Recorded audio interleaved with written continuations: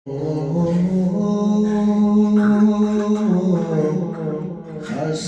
دل و ناتوان شدم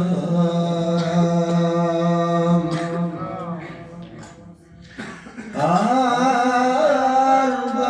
یاد روی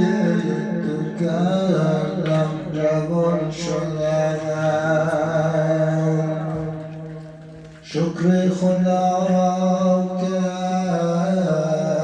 چه طلب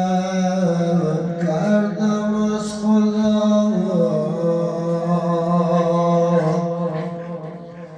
بر منتها و مطلب خود کامران شدم در شاهراه دولت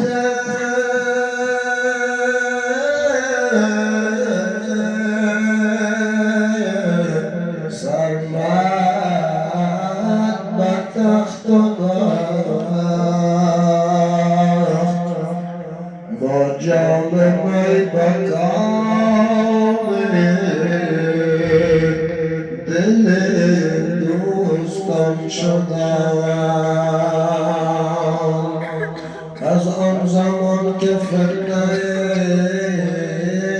چشمت به من رسید من ز شر فتنه آخر زمان شدم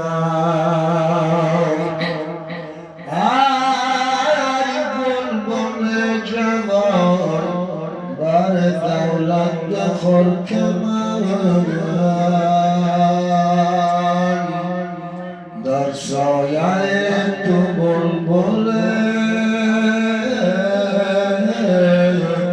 باغ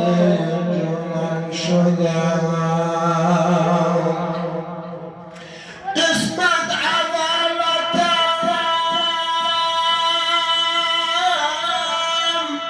بخرابات میکنم آنچنان آنچنین شدم و آنچنان شدم من پیر سال و نیم یار بی‌وفاست بر من چو عمر می‌گذرد پیر از آن شدم